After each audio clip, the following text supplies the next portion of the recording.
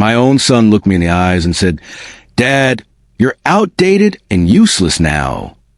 And the way he said it, calm, almost bored, told me he'd been waiting a long time to finally say those words out loud. What he didn't realize was at the moment those words left his mouth, a quiet decision began forming in the back of my mind, one he'd never see coming. Before I tell you what happened next, do me a favor. Hit that subscribe button so this story reaches anyone who's ever been dismissed just because they grew older. It happened on a Tuesday morning, the kind where the sun is gentle and the house feels peaceful, until it doesn't. He was standing in my living room, hands in his pockets, talking about modernizing my affairs. I'd asked him why he kept pushing a hand on my finances, why he insisted I shouldn't be making decisions alone anymore, and I guess he didn't feel like pretending anymore. Outdated and useless. That stuck in my ears like a nail driven too deep to pull out. My fingers started to shake. Not from anger yet, just shock. My heart beat too fast in my chest, like it was trying to outrun the words. I felt a wave of dizziness hit as I stared at the man I raised, the man I worked decades to provide for, the man whose scraped knees I patched and whose nightmares I soothed. And now, he stood there looking at me like dead weight. Then he added with a shrug, "It's just the truth, Dad. Someone has to take control before you mess things up. Take control." Control of what? My house? My accounts? My life? Something ugly moved beneath the surface of his words. Something he didn't say, but I could feel it, like the crack in a wall that reveals termites underneath. His tone exposed intentions he wasn't ready to admit. My throat went dry. I asked what he meant, and he just smiled, a small, dismissive smile that felt colder than winter wind. That's when the numbness climbed up my spine, the kind that tells you this moment isn't just bad, it's the beginning of something far worse. I saw it in his eyes. This wasn't frustration. This wasn't a slip of the tongue. This was planned, practiced, prepared. And if he saw me as useless, then I needed to know what he was preparing to use against me. Tell me, honestly, what would you do if your own child spoke to you like that in your own home? But that was before the real nightmare even began. The hours after he called me outdated and useless didn't pass. They dragged. The house felt different, like the air had thickened. Even the light coming through the curtains looked dimmer, as if the sun itself didn't want to witness what was happening inside these walls. I stayed in my recliner longer than usual, staring at the blank television screen. My hands rested on my knees, trembling slightly, not from age this time, but from something heavier. The realization that my son didn't see me as his father anymore. He saw me as an obstacle. The kitchen clock ticked loudly in the next room. Tick, tick, tick. Each one sounding like a countdown I couldn't see the end of yet. Around lunchtime, the front door opened. My son walked back like he owned the place, shoulders squared, face blank, steps controlled. He didn't greet me, didn't look at me, didn't even acknowledge the tension that hung between us like thick smoke. He spoke while crossing the living room, not stopping. "Dad, I'm going to reorganize some things in your office. You've got papers everywhere. They're a mess." My stomach tightened. My office wasn't a mess. It was organized the way I'd always kept it. Orderly, predictable, familiar. I shifted in my chair. "I'll handle it." He paused in the hallway, turning just enough for me to see that tight little smirk tug at the corner of his mouth. "You said that last month," he said. "But the truth is, Dad, you can't keep up anymore. You're getting older. It's time someone stepped in." His tone wasn't concerned. It was rehearsed, polished like he'd practiced it in the mirror. I felt a chill creep up my spine. He didn't ask permission. He didn't wait for my answer. He just pushed open my office door and walked in like he owned it. The click of the door handle sent a jolt through me. I tried to stand, but a wave of dizziness washed over me again, the same one that had hit earlier when he called me useless. I gripped the armrest, breathing slowly until the room steadied. When I finally got to my feet and walked toward the hallway, I stopped outside the office. I didn't step inside. Something about crossing that threshold made my skin crawl. The lights were off, but light from the window cast long shadows across the floor. I could see a silhouette inside, rifling through my file cabinet, not opening drawers. Rifling. Papers rustled. Envelopes shifted. Plastic binders were being opened and closed. The sound of someone not searching, but hunting. I cleared my throat. What are you looking for? He didn't turn around. Nothing. Just organizing. That was a lie. A soft, slippery lie delivered without hesitation. He pulled a file out, one with my financial paperwork, and held it to the light. I watched his shoulders stiffen for a split second before he slipped the file into his backpack. My heart dropped. What are you doing with that? I asked, voice cracking. He finally turned. His eyes were cold, calculating, but his voice came out smooth. You asked me to help with your bills last month, remember? I'm just taking them to look over. I didn't ask you to take them. I whispered. He shrugged. You probably forgot. Forgot? There was again the insinuation, the seed of doubt he kept trying to plant. I wasn't confused. I wasn't losing my memory. But the way he spoke, it was like he was trying to rewrite my reality while I was still standing in it. I stepped back out of the doorway. My breath felt thin, shallow. I heard him chuckle under his breath as he slid another folder into his bag. Then something caught my eye. On the edge of my office desk, half tucked under a coaster, was a business card, white with navy blue lettering. The name on it made my stomach flip. Silver Crest Elder Services. Financial and Legal Transition Advisors. I didn't recognize the company, but I recognized the tagline under the logo, helping families prepare for the next stage. Next stage. My throat tightened. He noticed me staring at the card. In one smooth motion meant to look casual, he snatched it off the desk and slipped it into his pocket. You don't need to worry about that, he said. That was when my heart sank to a depth I didn't know existed. Worry? He was talking to me like someone whose decisions didn't matter. Someone whose opinion didn't matter. Someone who was already halfway gone. I stepped back into the hallway. The floorboards creaked beneath me. He followed me out, closing the office door behind him, not gently, but decisively, like sealing a room shut. He brushed past me, and for the first time in my life, I felt small in my own home. He went into the kitchen and began opening drawers, not looking for anything, just opening and closing them like he was taking mental inventory of the place he fully intended to take over. Clink, clunk, tap. The sounds echoed loudly in the quiet afternoon. My heart thudded heavily. What are you doing now? He didn't turn around, straightening things. But I could see his reflection in the window over the sink. He wasn't straightening. He was assessing, like someone checking assets, like someone evaluating property, like someone preparing for a transition he'd already decided was happening, with or without my consent. That subtle detail, the way his eyes scanned the room, made my breath hitch in my throat. Something was definitely off. Not just disrespect, not just rudeness. Something darker. Something he wasn't saying. When he finally did turn around, he leaned against the counter casually, as if we were equals having a friendly chat. Dad, he said, I talked with someone who recommended a great place. Assisted living. Comfortable. Safe. They handle everything. My breath froze. I'm not going anywhere, I said. He smiled. Don't think of it like that. Think of it like an upgrade. Upgrade.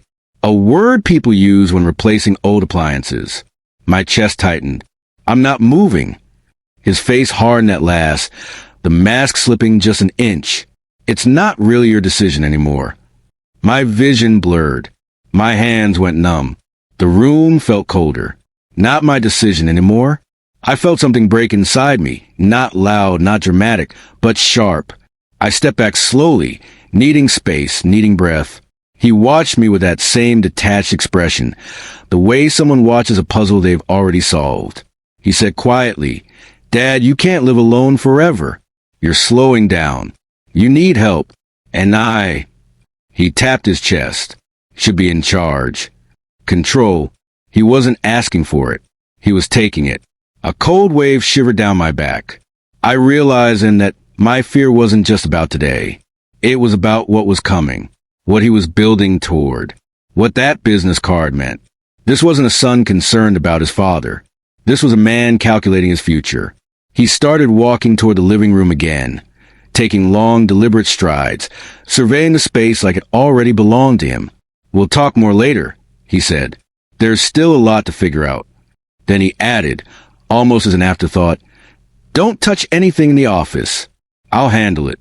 The possessiveness in his voice nearly buckled my knees. As he disappeared down the hallway, the house fell silent again. I stared at the floor, my heart thundering. My breath was shallow. The edges of my vision dimmed. And for a moment, a terrifying moment, I wondered if maybe I was losing my grip. Maybe I was outdated. Maybe everything I feared was true. But then an old familiar instinct sparked inside me, faint but steady. The instinct my generation grew up with. Don't just stand there. Don't just take it. Get up. My fingers curled slightly. My back straightened. My breath slowed. This wasn't just disrespect. This was a warning. And the part of me he thought was outdated, that part was waking up again. That's when I realized I couldn't face this alone. I didn't leave the house that afternoon. I didn't trust what my son was doing behind closed doors, and I didn't trust myself not to collapse under the weight of everything he'd said. But I also knew I couldn't sit there alone, letting fear gnaw into my bones. After about an hour of silence, real silence, the kind that feels staged, there came a knock on the side door. Soft, polite, familiar. "Frank, you home?" My breath loosened for the first time that day. It was my neighbor, Tom, 65, retired electrician, the kind of man who wore denim year-round and never walked anywhere without his thermos of coffee. My wife used to joke that if Tom ever went missing, the whole neighborhood would collapse because he knew everyone's wiring secrets. I opened the door slowly. He took one look at me and frowned. "You look like you swallowed a bag of nails," he said. "What happened?" I didn't have the strength to pretend. I stepped aside to let him in.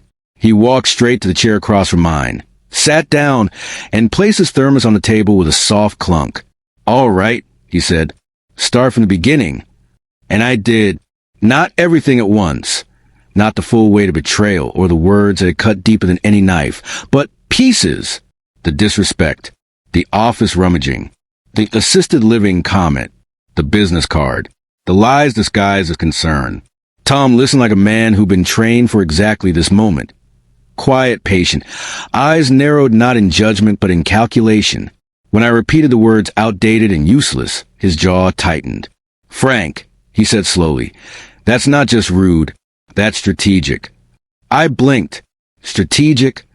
People don't jump straight to cruelty unless they've been building toward it. Those words weren't heat of the moment. They were placed. Placed. The word hit harder than I wanted it to. Tom leaned forward. "Remember last month? When you told me your phone bill didn't show up? And a month before, when that medical bill you expected never came? You thought it was postal delays." The memory prickled at the back of my mind. I thought I misplaced them.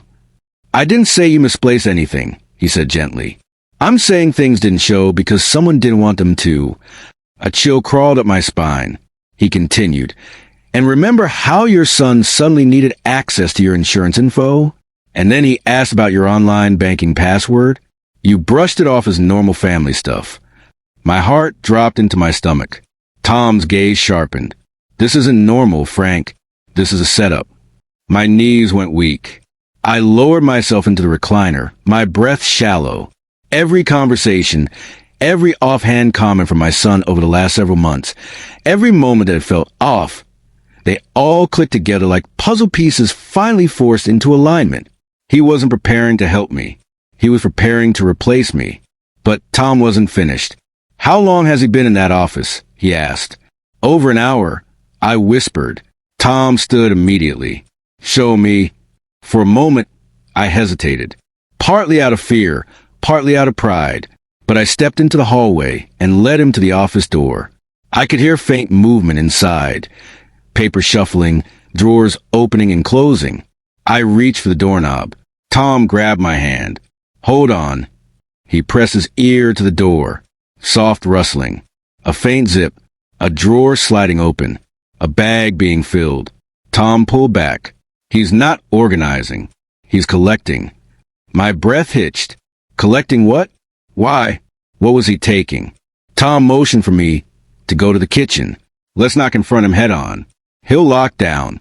We need to see what he's been touching. We moved quietly, not sneaking but cautious, like two men walking through an unfamiliar forest.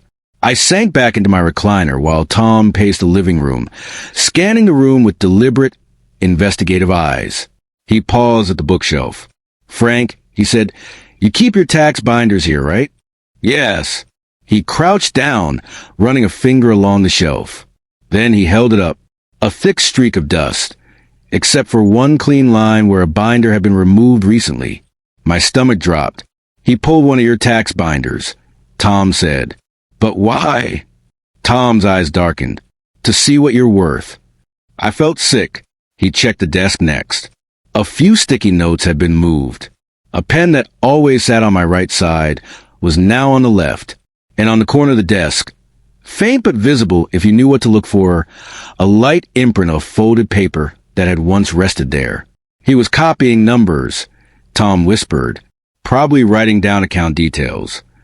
A wave of nausea hit me. The rustling in the office stopped. Tom grabbed my arm and pulled me back to my chair just a second before my son walked out, wiping his hands on his jeans like he'd been working. He froze when he saw Tom. "Oh," he said, voice flat. "Didn't know we had company." Tom forced a friendly smile. "Afternoon. Just checking on Frank." My son scoffed lightly. "He doesn't need checking." Something about the way he said it, defensive, irritated, dismissive, made my heart pound even faster. Tom shrugged. "Well, he's my friend. I look out for him." My son's jaw clenched. "He's not helpless." There was an edge to his voice, not protective, but territorial. Tom smiled wider. Good thing, too, because I saw that business card on the desk earlier. Silver Crest Elder Services.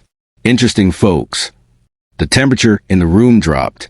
My son's eyes flicked sharply toward the office, instinctively, before he caught himself. Tom caught it. I caught it. My son recovered quickly. "They're just consultants." Tom raised an eyebrow. "Consultants for what?" My son crossed his arms. "It's none of your business." Tom stepped a little closer, not threatening, just anchoring himself in the space. "Actually, it might be. Because if someone is advising Frank about transitioning his finances, his home, or his care, that absolutely is my business." My son's face hardened. "Frank doesn't need your help." There was again. "Frank, not Dad." Tom slowly turned his head toward me. His voice was quieter now. "Has your son ever talked about power of attorney?" My stomach twisted. "Once. Maybe twice." My son snapped, "Stay out of this." But Tom ignored him. He was scanning the room again, eyes darting subtly between details. Then he noticed something. "Frank," he said carefully, "didn't you used to keep your will in that drawer under the TV?" My breath froze. The drawer was closed, but a small corner of paper, just a millimeter, stuck out, like someone had pulled it out halfway, looked at something, then shoved it back in too quickly. My son stiffened. Tom knelt and opened the drawer slowly. Inside were my documents, my will, my insurance papers, my old medical directives, disorganized and in complete disarray. And on top of the stack, fresh and nearly too warm to be coincidence, was a folded sheet of paper with handwriting that wasn't mine. He picked it up and read just the top line. "Draft revision notes, new beneficiary allocations." My son lunged forward. "Put that down." Tom stood instantly, positioning himself between us. Not a chance. The air in the room changed. Thick, tense, dangerous. My son's voice cracked with anger. "You don't understand anything. Dad needs help. He can't make these decisions anymore." Tom looked at him, unblinking. "Who told you that? Him? Or you?" My son's mouth opened, then closed. He didn't answer. Tom turned to me, lowering his voice. "Frank, he's preparing to change everything." My throat tightened. Everything. My home. My accounts. My will. Not with me. Without me. Tom gently placed the paper into my hand. My fingers shook as I unfolded it. The handwriting was sloppy but legible. Bullet points. Lines connecting items. One line read, "Shift majority assets, me as primary." Another, Dad won't argue. Just push the safety angle. Another, get POI signed ASAP. My breath stopped. My heart felt like it dropped into the pit of my stomach. And at the bottom of the page, circled twice, underlined once, in bold, desperate handwriting. Do this before end of month. End of month. Urgency. Pressure. Purpose. He wasn't circling dates. He was circling the timeline for my removal. I felt cold all over, a chill that started in my fingertips and crawled up my arms. Tom stepped closer to me. "Frank," he said softly, "this isn't confusion. This isn't neglect. This is a plan." My son's face was red now. Anger, panic, guilt, all tangled into one mess. "You're twisting things," he yelled. "He's old. He needs help. I'm doing what's best." Tom didn't flinch. People who do what's best don't hide documents. My son's breathing grew fast and shallow. "You don't understand the situation. He stopped himself, because the next word he intended to use was incompetent, and saying it out loud would have revealed everything. I looked at him, not the boy I raised, but the man he'd become, and felt something inside me break. Not the love, not the connection, but the illusion that he cared more about me than my assets. My hands trembled as I lowered the paper. Tom turned to me, voice steady. "You're not alone. We'll figure this out." For the first time in hours, I felt supported, not like a burden, not like someone fading into irrelevance, but like a man who still had fight left in him. I cleared my throat. What do we do now?" Tom glanced toward the office. "We start by finding out everything he's been hiding." I nodded, and that's when the situation exploded. The next morning broke cold and gray, the kind of sky that presses down on you like somebody worrying a hand over your chest. I had barely slept. Tom stayed that night on the couch, half awake, listening for the creak of steps or the whisper of a key. By dawn, my head pounded, and my hands felt like blocks of wood. But I couldn't sit still. There was too much to do, too many loose ends to tie, too many questions that wouldn't leave me alone. We started with the obvious. Search what he'd taken. Cross-check what he'd touched. My office looked worse than before. Drawers showing their order, pens scattered, envelopes crumpled. Whoever had been in there last had been in a hurry, grabbing things and stuffing them away. It looked like the aftermath of a storm, except the storm had been someone's quiet plan. Tom had a way of moving through the house that made you think he'd been a cop in some previous life. He examined paper edges, sniffed for new coffee stains, tapped the corner of a binder and frowned. "He's been taking copies," he said, "leaving the originals because that makes them feel safer. That's how people who are prepping for something do it.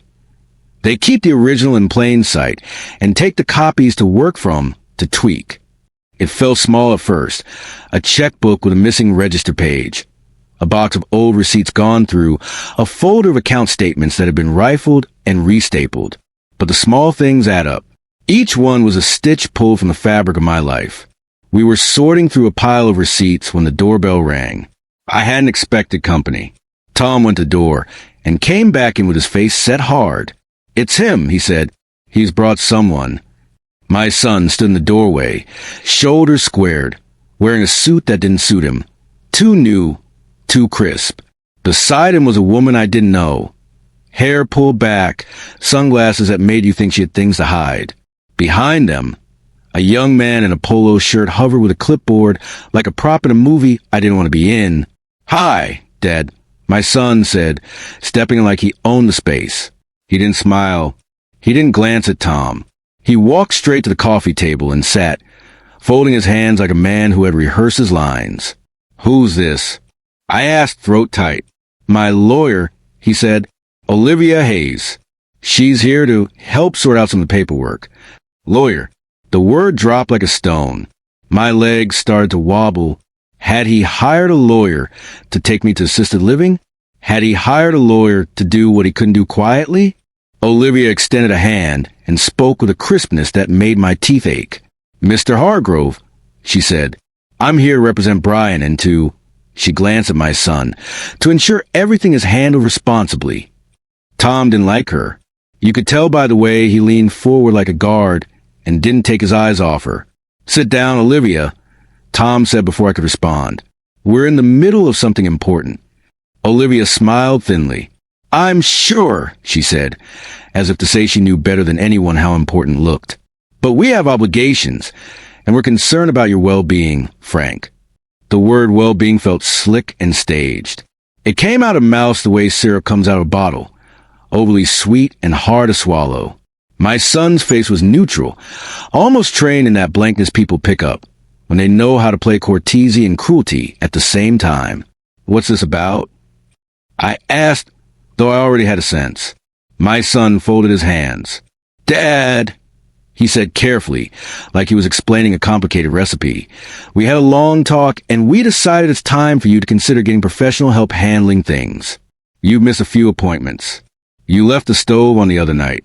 We're worried." It was a practice set of lines. The social worker script. The checklist of the convincing. I felt something inside me go very still and cold. "I didn't leave the stove on," I said. "I didn't miss appointments because I forgot them. You know that." He looked at me, not unkindly. "We're just trying to protect you, Dad." Olivia opened a briefcase and pulled out a manila folder. She set it on the coffee table like a verdict.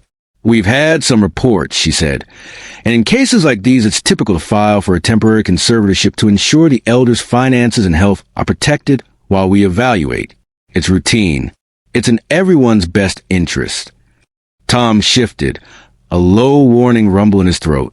"We have evidence those reports were staged," he said. "Lots of it." Olivia's eyes flicked to Tom the way a hawk glances at the field. "If there's evidence of wrongdoing, we'll be happy to see it," she said.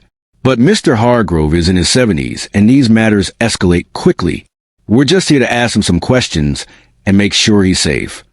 She sounded reasonable, but her voice had an edge. Her folder had that smell, new paper, new ink, that said someone had been preparing this exact moment for days. Tom glared. "We're not having strangers traipse through his life based on a phone call from someone who stands to benefit." My son opened his mouth, then closed it. He was playing his part, the dutiful child worried for a parent. But his eyes flicked to the office, then to the desk. He looked the way a man looks at prize he's convinced he already owns. Tom stood straighter. "This stops," he said. "No social worker. No lawyer. If you have questions, you bring them to the police and let them do their job. But don't come here with threats and pretense." My son's jaw tightened. He leaned forward.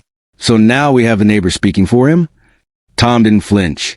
He looked at me like a man asking if I wanted him to test the ropes. I nodded like a man who'd been rescued by a bullhorn. Tom turned to the woman on my son's arm. "Now who are you with?" he asked. She gave a little smile, too quick, an upbeat mask. "I work with elder care placement. Silver Crest. We've been helping families streamline transitions." Silver Crest. The name was on the card I'd found in my office. I felt bile rise. "Don't lie," Tom said. The woman's smile didn't break. "I'm not lying," she said. "We're here to ensure the transition goes smoothly, if that's what the family decides." My son's voice dropped to a drone. "Dad, this isn't just about control. It's about your safety. We can do this the easy way or the hard way." His last words were a warning in a thin disguise. This was not a discussion. It was an ultimatum. Before I could answer, there was a knock at the door. 2 knocks. Firm. Tom opened a crack, and a uniformed man stepped in, a deputy from the sheriff's office, polite and businesslike, eyes skimming the room. "Mr. Hargrove," he said, "we receive a report of concern. We're performing a welfare check." My shoulders tightened. A welfare check. The phrase tasted like ink on paper. It carried legal power. It could be the thin crack that allowed the rest of the plan inside. "Do you have a warrant?" Tom asked. The deputy reached into his pocket and produced a stack of papers. Formal-looking, stamped. "We have a petition for emergency conservatorship filed this morning," he said. "The court signed an order for a wellness check and temporary protective measures until the hearing." I felt the air leave my lungs. My son folded his hands like a man cloaked in righteousness. Tom stepped forward. "On what grounds?" The deputy read. Allegations of cognitive decline, incidents of leaving appliances on, missed medical appointments, and concerns about the elder's ability to manage finances. My blood ran cold. The lists sound like the checklist you tick off when you want the authorities to step in for you. It sounded like the exact script my son had been practicing. It sounded like the thin paper barrier that would let the law shop values for my life. I wanted to stand up and scream that the allegations were lies, but words got stuck in my throat. I wanted to wave my hands and show them the bills that had arrived, the plots that had been planned, the files that had been tampered with. Instead, I felt small and raw in a way that made the house spin. The deputy looked at me with the official, gentle concern of someone whose job is to evaluate when one human might need help. It was terrifying how clinical he sounded. "We're required to act if the petition meets the criteria," he said. "We'd like to speak with you in the living room, Mr. Hargrove, for a few minutes, if that's all right." Tom's voice was steady as stone. "You can speak with him, but you need to speak with us, too. There's evidence he's being manipulated." Before the deputy could respond, Olivia opened a folder, removed a copy of a document, and slid across the coffee table. "Your son filed affidavits," she said. "Signed statements from family members indicating incidents and concern. The court signed our petition for temporary conservatorship pending a hearing. We're here to ensure compliance with that order." At that, my son smiled with a thinness to it that made my heart hurt. He had been effective.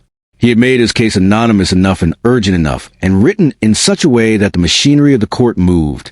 The law had wheels, and he had put grease on them. Tom stood abruptly. "This is wrong," he said. "You can't just come here and take a man's life with paperwork. We have counters, witnesses, recordings, timestamps. We have proof these accusations are manufactured." The deputy rubbed his jaw. "If there's proof, you provide it to the court. But for now, the order stands." Order stood. That's what it came down to. Paper that made things happen. Olivia's eyes flicked toward me like a calculator, clicking through sums. "Mr. Hargrove," she said, soothingly, "we will go through this together. We can do this the least disruptive way possible." My son's hand moved, almost instinctively, to tuck something in his jacket. He was slick with little gestures I'd never seen in him before, anxious movements covered in practiced calm. Tom went like that. He stood up straight, put himself between me and my son, as if he could stop whatever was coming by sheer will. "Do you have any idea what you've done?" Tom asked my son, voice low and deadly calm. "You're trying to take his house." My son's face flushed. "I'm trying to protect what's left." "No," Tom said. "You're trying to take what's left." Then, like someone switching channels on old TV, the scene changed. Olivia opened her briefcase and produced a copy of documents. Among them was a power of attorney form signed and notarized, dated 2 weeks ago. My name was on it. I felt the room dissolve into slow motion. Paper slid across the table, and the words blurred. Power of attorney. My name, my signature. He had a document that, on the surface, legally gave him the right to make decisions in my name. "Dad," my son said softly, "you remember signing this, right? You signed it at lunch when you asked me to help you. You said you trusted me." I had no recollection. My memory telescoped back to a faint afternoon sun and a sandwich. I tried to remember signing anything, but the memory was like smoke, there, then gone. Tom snatched the paper. He held it up to the light. "That signature's wrong," he said. He turned it and compared it to the signature on my old checks. The flourishes were different. The slant was off. It was a bad forgery, a shadow meant to pass inspection, if not closely examined. Olivia's cheeks flushed. "We have it notarized. The notary stamp is valid." Tom's eyes didn't move. "Run the notary," he said. "Check the file. Check the time." Check who was present in that office. The deputy turned his radio on low and said, "If there's reason to suspect forgery, we have to investigate." My son's face went pale. He reached for the document, but Tom clamped his hand over it. That's when my son made his boldest move. He stepped closer to me, so close I could smell the cologne he'd started wearing. Put his hand on my shoulder with practiced tenderness and said, "Dad, I love you. This isn't about money. It's about your welfare. If you sign this, we can help you. We can take care of you. I felt the touch like a brand. It should have felt comforting. It felt like the thief's hand on a safe. I swallowed. I don't want to sign anything, I said. Not until I talk to my lawyer. Not until I know what's been done in my name. My son's smile cracked. You don't need a lawyer to trust your family. Family doesn't forge signatures, Tom snapped. Family doesn't call cops with lies. The deputy looked at the papers again. This power of attorney, the affidavits. He did what deputies do. He took a call. He made notes. He kept his voice even and professional. I can't arrest anyone without probable cause, he said. If there's a question of forged documents, that's an investigation. Olivia handed me a small card with a number on it. If you're feeling overwhelmed, she said in a voice that was meant to soothe, we can arrange for temporary assisted living placement where he'll be safe. She said it as if that were the kindest thing in the world. Tom's jaw worked. He shot me a look that asked if I wanted him to throw the whole folder into the fireplace. I wanted him to, but there were rules. There were papers. There was law, and law often protects the clever more quickly than it protects the wronged. My son leaned forward, lowering his voice. You know how this looks. If you resist, it's harder. It was the oldest trick in the book. Make the victim believe compliance is mercy and resistance is cruelty. It worked because the system runs on trust, and an old man's instinct is to protect the family even when the family is the danger. I felt cornered, humiliated. They had come into my home with papers, with declarations, with an aura of legitimacy. They'd called the cops. They'd lined up a woman from an elder placement service. They produced a power of attorney that looked legitimate to anyone who wasn't looking closely. Tom finally spoke, his voice a quiet rumble. We'll bring this to the county clerk and to your bank. We'll show them a pattern. But you need to stay put. Don't let them convince you to sign anything. If they try to take you away, do not, under any circumstances, go with them until a judge sees this. My son's face hardened. He moved away as if stung. It felt like a minor victory in a minefield. We had slowed them, but the gears were turning. The papers were out there. The court order existed. The deputy had said the order stood, at least for now. And then Olivia reached into her briefcase again. One final thing, she said. We'll need to ensure Mr. Hargrove is evaluated by a physician. It's standard. We'll schedule an assessment, so the court has medical input. I realized she was not suggesting. It was already arranged. Tom's eyes narrowed. Who scheduled it? Olivia smiled. Easy, practiced. We did. For later today. If he's cooperative, we can avoid escalation. A medical evaluation slated by the people who had filed a petition. The room seemed to tilt. The air tasted metallic. My hands were cold. I thought of the power of attorney with a shaky signature. The missing receipts.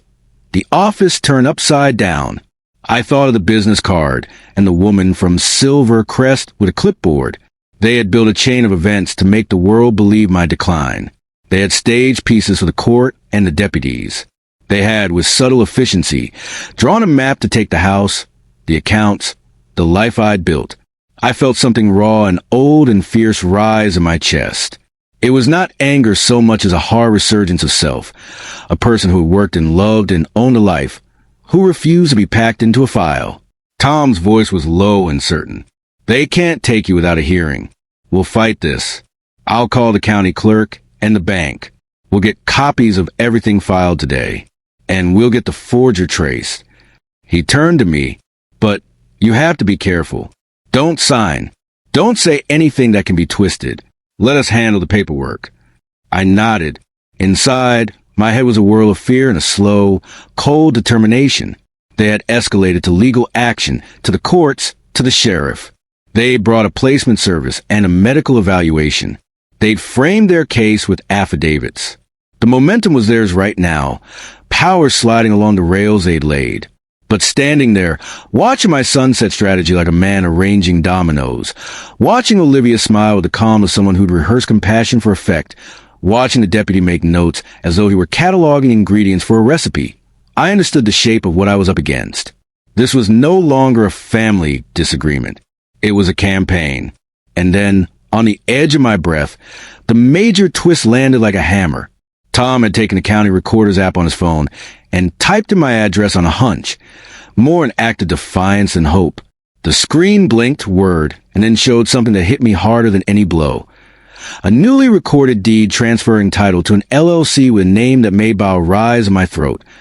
Crestfield Holdings, LLC. My son had already moved my name on paper. He had forged not only wills and POAs, but had recorded property transfers, quiet, legal-looking things that would be hard to undo unless caught quickly.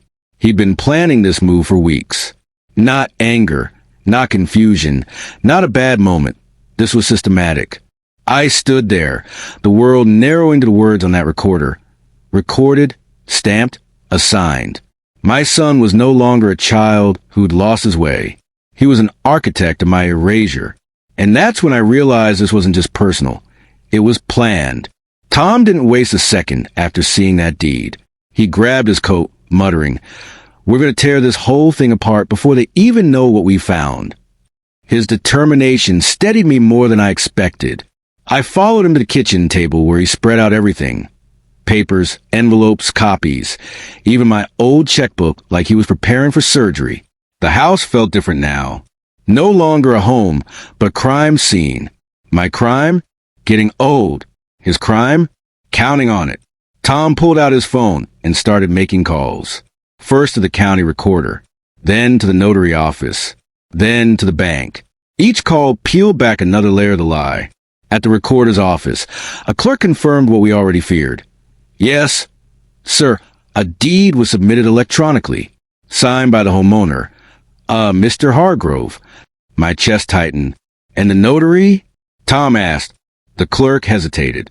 "Well, there's a notary stamp, but the notary on file has been retired for 4 years. For years, my son didn't even bother to choose a notary who still existed on paper. That was the first real crack. Next, Tom called the bank fraud department. I listened to one half of the conversation. While flipping through the files my son had scrambled, between 2 medical receipts, I found something that froze my fingers. A printed email, likely forgotten in his rush. It was addressed to CHR Lofts, CC to someone at Silvercrest Elder Services. The subject line, urgent. File transition before client resistance. Client resistance. I felt my stomach twist. I wasn't a father anymore. I wasn't even a person. I was a client resisting my own removal. I handed the paper to Tom. He scanned it, his lips tightening. He's working with a placement facility and a real estate group. This wasn't just about moving you. This was about liquidating everything. "It's my house," I whispered. "It won't be if we don't move fast," he said. He checked the bank call. "Yes, I'll hold," he murmured, then covered the receiver. "They're checking for unauthorized inquiries." My heart hammered. I looked through the folder again and found a thin slip with numbers scribbled on it. Account balances, dates, withdrawal limits. My balances. He'd written them out like inventory. Then the bank rep came back. "Sir, we can confirm someone attempted to log in multiple times using recovery questions tied to a secondary email." "What secondary email?" Tom asked. The rep read it aloud. "It wasn't mine. It wasn't even close to mine. It was my son's." That was the second crack. Tom thanked him and hung up. He tried to get control of your bank access. He didn't succeed, but he tried. I sank into my chair. Why is he doing this? Tom didn't answer at first. He sifted through the pages again, looking for a piece that hadn't been seen before. Then he stopped. "Frank, look at this." He slid a sheet toward me. It was a calendar printout with dates circled in red, leading up to the end of the month. The same date that had appeared on my son's handwritten plan. Next to the final circle were 2 words. Transfer complete. My vision blurred. That wasn't a son preparing to help his father. That was a man preparing to close a deal. I realized then that the fight wasn't for my independence. It was for my existence inside my own life. Tom picked up every document carefully, lining them in order like pieces of a trail. "We need help," he said. "Someone who knows the law. Someone who's seen this before." "I don't have a lawyer," I whispered. "You do now," he said, reaching for his phone again. I know someone who used to handle estate fraud for the county. She owed me a favor. She'll meet us today if she can. Before he could dial, the doorbell rang. We both froze. My heart climbed into my throat. Through the frosted glass, I could make out two silhouettes. Broad shoulders, official posture. Not my son. Not Olivia. Not the placement woman. Tom stepped forward and whispered, "Don't panic." But my legs were already shaking. He opened the door just enough to see their badges. Adult Protective Services. Again, one of them asked, "We received a second call. New information. We're required to follow up immediately." Second call. Escalation. Or desperation. Tom straightened, solid as a wall. "Then you're going to see everything," he said, "because this man is not confused. He's being set up." The APS workers exchanged a glance. "May we come in?" I looked at Tom. He nodded. They stepped inside, clipboards ready, scanning the house with the same eyes a doctor uses before declaring a diagnosis. My pulse thudded in my ears. The older worker asked gently, "Mr. Hargrove, can you tell us what's been happening?" I opened my mouth, but the fear clamped it shut. Then Tom placed a steady hand on my shoulder. "Show them the evidence," he said. And so we did. The forged papers, the false notary, the attempted email recovery, the elder placement message, the calendar, the plan. The APS workers went from polite concern to disturbed silence. The older one finally exhaled. "Mr. Hargrove, you are not the problem here. My son had prepared affidavits claiming I was losing awareness. But the truth? Their faces said it all. They'd been manipulated." The last moment of the block came when the woman from APS spoke again, her voice calm but firm. "Mr. Hargrove, we're elevating this. Immediately. This isn't a wellness issue. This is exploitation." My chest tightened, breath catching. Tom looked at me with a grim steadiness. "Frank," he murmured, "get ready. Things are about to get loud." But nothing prepared me for what I discovered next. The hours after APS left felt like living under a sky wired with electricity. One wrong move, and everything would crack open. They promised to escalate my case immediately, to alert the DA, to freeze any pending conservatorship actions until further review. But promises don't quiet a storm. They only tell you the lightning hasn't struck yet. Tom and I sat at the kitchen table surrounded by paperwork. The whole house transformed into a battlefield without smoke. Every time a car slowed outside, my stomach clenched. Every vibration of my phone felt like a warning. Around noon, the first strike landed. My son called. Not a text. A call. His voice was sharp, panicked, and forcing to calm edges. "Dad," he said, "we need to talk. Now. Things are getting out of hand." I didn't answer. Tom motioned for me to put on speaker. So I did. "You talked to APS?" My son continued. "Why would you do that? You're making this worse. They don't understand the situation. Dad, neither does that neighbor of yours." Tom's jaw tightened, but he stayed quiet. Then my son said something that sent a cold shock through me. "You're being manipulated. They're filling your head with lies. You're not thinking clearly." He wasn't defending himself. He was rewriting reality. Gaslighting. Soft, practiced, insidious. I swallowed hard. "I'm thinking more clearly than you believe." There was silence on the line. Long enough for me to imagine him realizing the old man he counted on being passive wasn't quite as bendable as he thought. Then he snapped, "You're going to force my hand, Dad. If you keep fighting this, it won't end well. Just let us help you." Help. That word again. Poison wrapped in honey. Tom reached forward and ended the call. "Enough," he muttered. "He's panicking. That means he knows the walls are closing in." But this wasn't over. Far from it. 2 hours later, a knock rattled the front door. Loud. Impatient. Official. For the second time in 2 days, my heart stuttered. Tom opened it with the firm stance of someone ready for bad news. It wasn't APS. It wasn't my son. It was 2 uniformed officers. "Mr. Hargrove?" one asked. "We're here to serve notice of an emergency hearing this afternoon regarding your conservatorship petition." My pulse froze. "Hearing?" I whispered. Yes, sir, the officer said. The petitioner requested an expedited review due to new information. New information, meaning my son filed more accusations. The officers handed me a thick envelope stamped with the court seal. Inside were pages detailing claims of confusion, erratic behavior, refusal of assistance, unsafe handling of finances, and possible intervention required. I felt the room tilt. He's doubling down, Tom said through clenched teeth. He's going to try to win this before APS finishes their report. The officer added, You need to be at the courthouse by 4 o'clock. Tom squeezed my shoulder. We'll go, and we'll bring everything. But the hits kept coming. At 3:30, half an hour before the hearing, I received an email from my bank. Subject line, Notification of attempted beneficiary update. I felt my blood pressure spike. I clicked the message. Someone attempted to add a new primary beneficiary to your retirement account. The attempt failed due to security verification. The name of the attempted beneficiary? Brian Hargrove. My son. Tom exhaled slowly. He tried to make himself the beneficiary today. Before the hearing, we left the house with a binder of evidence.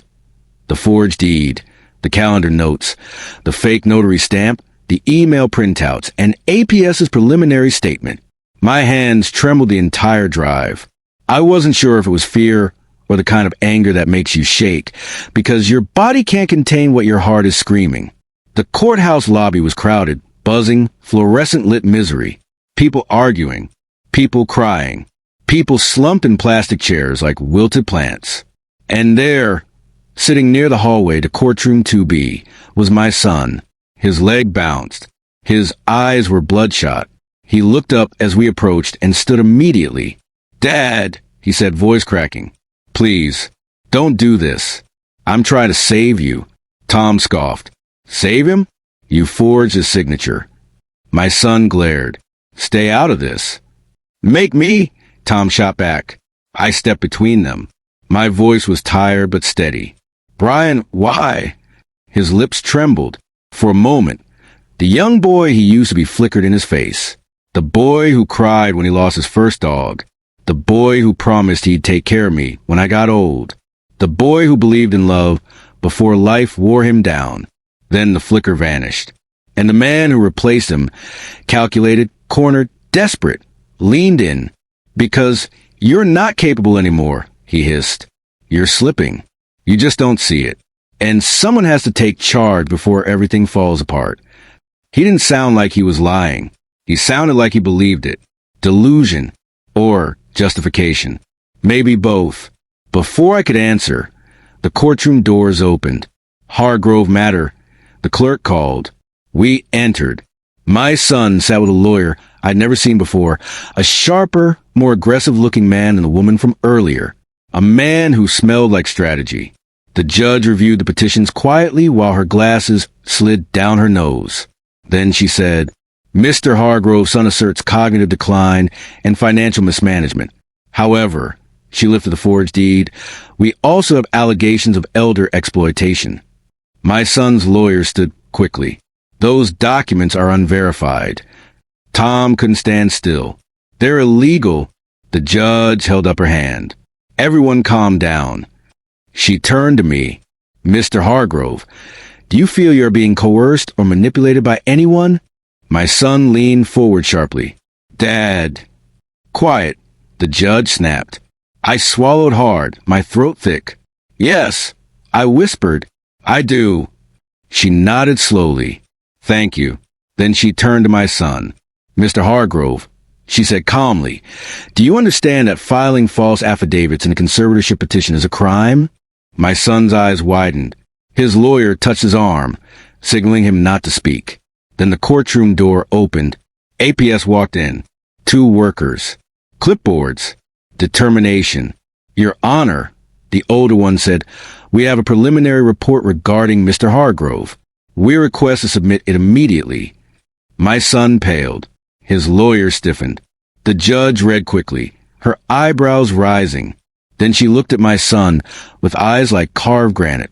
This report suggests intentional manipulation of an elder, fraudulent filings, and attempts to seize control of assets. My son opened his mouth, but no sound came out. The judge's voice sharpened. Why should this court not refer this case to the district attorney? My son finally crumbled. He burst into tears. I just wanted to fix things, he sobbed, gripping the table. I thought if I didn't take control, everything would fall apart. Dad doesn't listen. He dismisses everything I say. I panicked. I made mistakes. I'm sorry. I'm sorry. The confession wasn't enough to heal, but it was enough to reveal.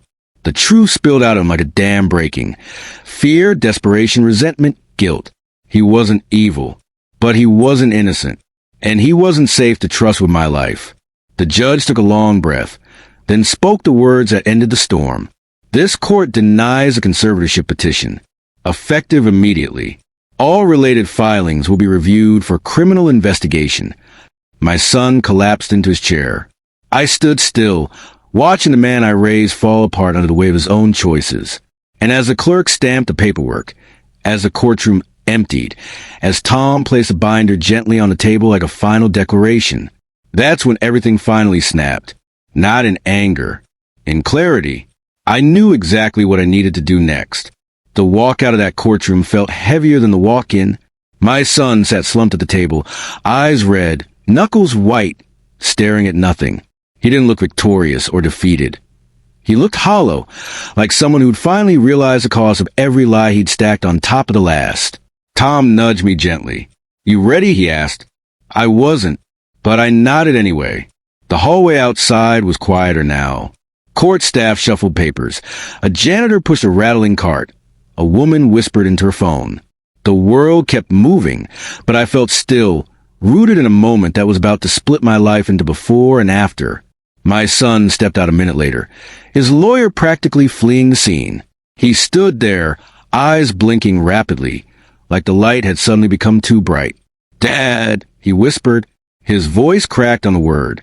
I didn't move toward him, not out of anger. I just didn't have any pieces left to give. I watched him try to form sentences with a mouth gone dry from panic. I messed up," he stammered. "I didn't mean for it to go this far. I thought," his breath hitched, "I thought you needed me to be the one in charge. I thought if I didn't act fast, things would get worse for you. I didn't know how to talk to you anymore." It was the closest he had ever come to vulnerability. But vulnerability doesn't undo forgery. It doesn't erase court petitions or fake notaries or attempt to change beneficiaries behind my back. I swallowed hard. "Son," I said quietly, "you didn't try to help me. You tried to replace me." He flinched like the words were a physical blow. "I know," he whispered. "I know what I did, and I'm sorry." His voice broke. "I didn't mean to hurt you like this." Tom stepped back to give us space, but he didn't walk away. He stayed close enough in case this moment turned sharp again. My son continued, "Please, don't hate me." I looked at him, really looked. The child I raised, the teenager I argued with, the young man I tried to guide. Somewhere along the way, fear and pressure had turned him into someone who made choices out of desperation instead of love. "I don't hate you," I said. "But trust doesn't grow back overnight." His shoulders collapsed. He nodded, wiping at his eyes. "I'll do whatever it takes to fix this. I'll cooperate with APS, with the DA. I'll sign whatever you want to sign." A bitter irony, considering he tried to force me to sign half my life away. "I need space," I said gently. "And I need time. And you need to take responsibility, not just say you will. Do it." He nodded again, smaller this time. "Okay, Dad." We stood there in silence until Tom tapped my elbow. "We should go. The DA wants the full file tonight." My son stepped aside, letting me pass. Just before I walked away, he said quietly, "I'm glad you're okay." I didn't answer aloud, but I felt something settle inside me. The weight of a wound that wasn't healed yet, but at least it stopped bleeding. We walked outside. The sun had dipped behind the courthouse, leaving long shadows stretching across the parking lot.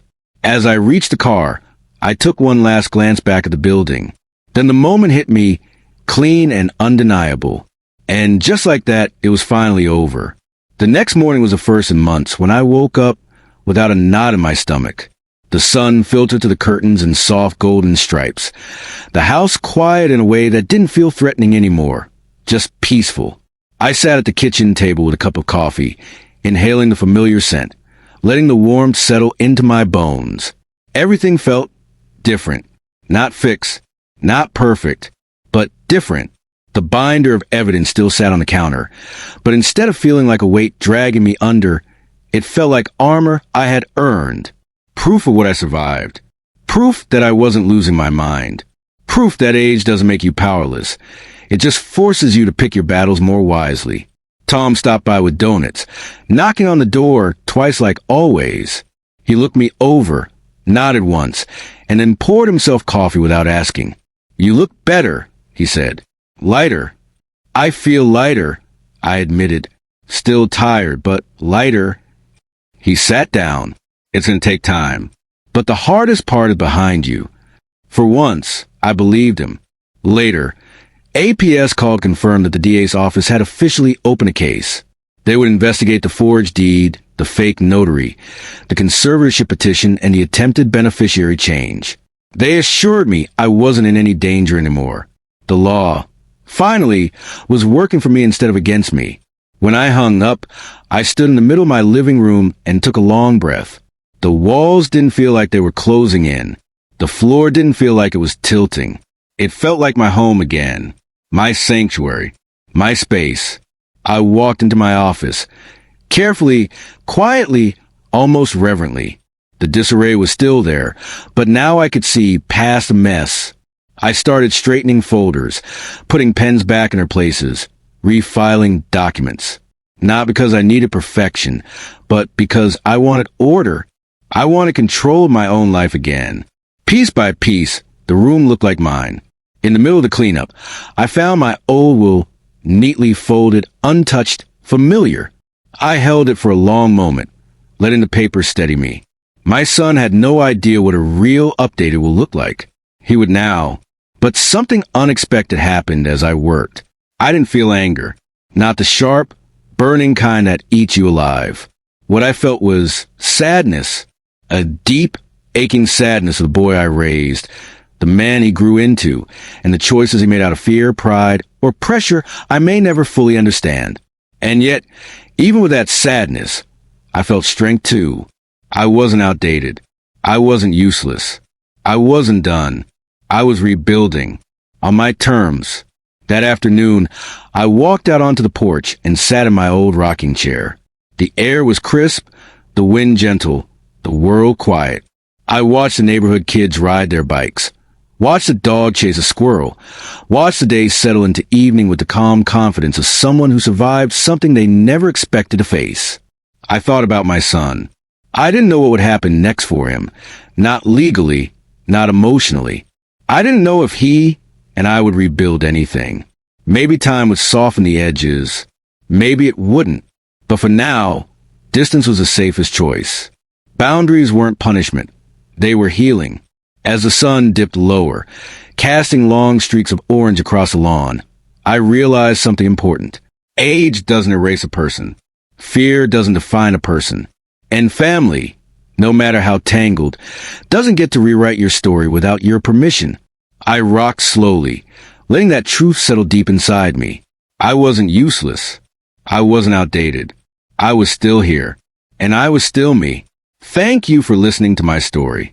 And now I want to ask you, from one human to another, what would you have done in my place? Tell me in the comments where you're listening from. And if you want more stories like this, tap subscribe.